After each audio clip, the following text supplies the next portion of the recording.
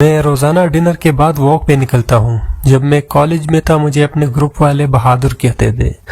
میں ہمیشہ سے خطرہ مول لینے والا انسان رہا ہوں۔ میری رہائش ایک چھوٹے سے شہر میں ہے اور میرے پیرنٹس کی ڈیتھ کے بعد میں اکیلا رہ رہا ہوں۔ یہاں میں نے اپنے لیے ایک آفس ٹائپ جگہ بنائی ہے کیونکہ میں ایک پروفیشنل گیمر ہوں اور میں مختلف ٹیک ویب سائٹس کے لیے بلاگز لکھتا ہوں۔ یہاں تک میں اپنی زندگی سے مکمل طور پر مطمئن تھا، لیکن پھر ایک انہونی ہو گئی۔ یہ گرمیوں میں پیر کی ایک رات تھی۔ جب میں کام سے فارغ ہوا تو مجھے گھر میں اکتاہٹ ہونے لگی۔ جیسے ہی میں نے ڈنر کیا میں نے جاگنگ سوٹ پہنا اور روڈ پر جاگنگ سٹارٹ کر دی۔ میرے گھر کے پاس ایک پرانی لاوارث فیکٹری ہے۔ 5-7 منٹ تک بھاگنے کے بعد میں فیکٹری کے سامنے پہنچ کے سانس لینے کو رکا۔ مجھے اپنے والد یاد آ گئے۔ میرے والد مجھے اس فیکٹری کے بارے میں عجیب و غریب کہانیاں سناتے تھے۔ ہمارے شہر میں مشہور تھا کہ اس فیکٹری میں عجیب و غریب ایکسپیریمنٹس کرنے کے لیے سیکرٹ جگہ تھی، لیکن ایک دن وہاں آگ لگ گئی اور پوری جگہ جل کر خاکستر ہو گئی۔ تب سے یہ فیکٹری ایک لاوارث سائٹ ہے۔ میں نے فیکٹری کے ٹوٹے ہوئے بلڈنگ کے ڈھانچے کو غور سے دیکھا اور سوچا کہ کون پاگل ہوں گے جنہوں نے یہاں ایکسپیریمنٹس کیے ہوں گے۔ یہ سوچ کر میں آگے بڑھنے لگا۔ میں نے فیکٹری کے ارد گرد ایک دوسرا راؤنڈ لینے کا ارادہ کیا کہ میری اسٹیمنا مزید بڑھ جائے گی۔ میں نے اپنے واچ پر نظر ڈالی۔ یہ 10:30 بجے کا وقت تھا۔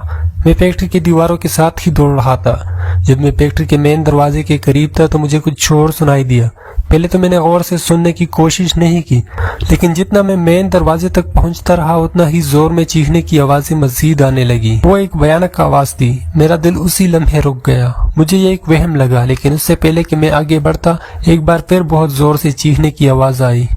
میں نے فوراً فیکٹری کا رخ کیا۔ مین راستے کی طرف چلنے والے راستے پر گھاس سے ڈھکی ہوئی زمین نے چلنا مشکل کر دیا تھا اور قریب سے سنسناتی ہوا کی آواز سے ماحول کسی ڈراؤنی فلم جیسا لگ رہا تھا۔ جب میں فیکٹری کے مین دروازے تک پہنچ گیا تو میری چٹی حس نے مجھے خطرے کا اشارہ دیا۔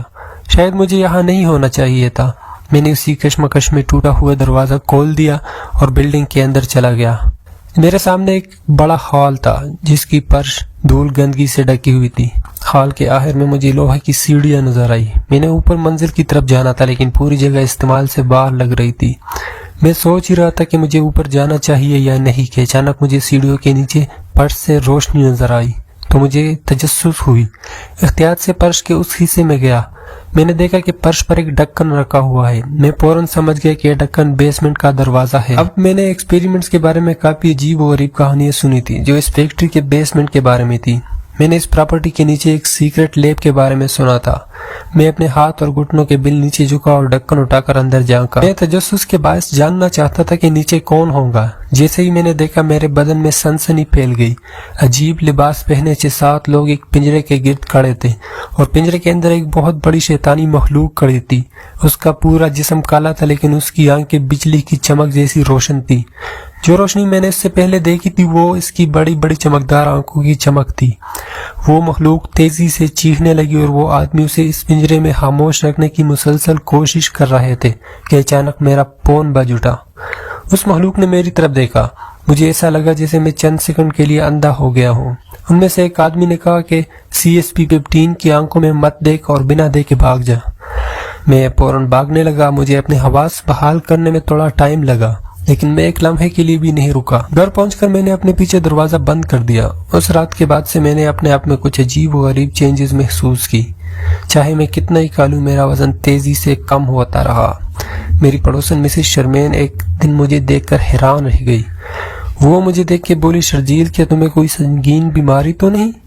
کچھ پتہ نہیں مسز شرمین، میں نے دھیمی آواز میں کہا۔ میں اپنی فیملی ڈاکٹر اور بہت سے دوسرے ڈاکٹرز کے پاس بھی گیا، لیکن کسی کو پتہ نہیں چل سکا کہ میرے ساتھ آخر چل کیا رہا ہے۔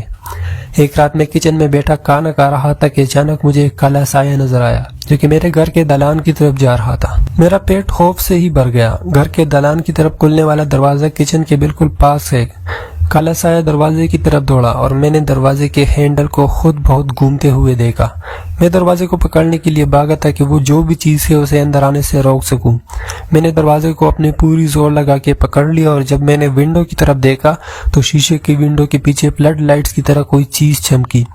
یہ یقیناً وہی مخلوق تھی جسے میں نے اس رات کھنڈر نما فیکٹری کے بیسمنٹ میں دیکھا تھا۔ لٹرلی میں اس شیطان کے آمنے سامنے کھڑا تھا۔ ہمارے درمیان واحد رکاوٹ لکڑی کا وہ دروازہ تھا جسے میں نے پکڑا رکھا تھا۔ میں فوراً سمجھ گیا کہ یہ دروازہ اس دیو کے لیے کچھ بھی نہیں ہے۔ وہ کسی بھی لمحے اندر آنے والا تھا۔ میں ہیلپ کے لیے چیختا رہا لیکن میری فریاد سننے والا کوئی نہیں تھا۔ اچانک ایک جھٹکے کے ساتھ اس نے دروازہ توڑ دیا اور وہ مخلوق بالکل میرے سامنے کھڑی تھی۔ اس نے اپنا بڑا سا منہ کھولا۔ میں نے دیکھا کہ اس کے بڑے جبڑوں کے اندر تیز پیلے داغ چمک رہے تھے۔ میں چیخا، مجھے لگا کہ شاید یہ میری زندگی کی آخری چیخ ہے، اور پھر زمین پر بے ہوش ہو گیا۔ اس واقعے کے 2 دن بعد ہسپتال کے بستر پہ اٹھا تو میں نے اپنے آپ کو زندہ پا کر حیران سا رہ گیا۔ میں نے ڈاکٹر سے پوچھا کہ کیا کسی کو وہ مخلوق ملی جس نے مجھ پر حملہ کیا تھا؟ اس نے مجھے عجیب نظروں سے دیکھا اور بولا، آپ کے خیال میں آپ کے ساتھ کیا ہوا ہے؟ میں نے یقین سے کہا کہ مجھ پر حملہ ہوا تھا اور وہ ایک شیطان تھا جس نے مجھ پر حملہ کیا تھا۔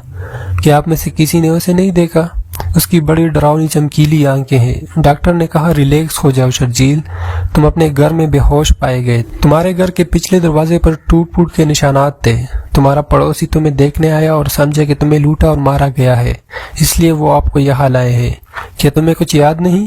خوف کے مارے میری آنکھیں کھلی رہ گئی۔ میں نے کھڑکی کی طرف دیکھا اور کہا، اس کا مطلب ہے کہ وہ ابھی بھی باہر ہے۔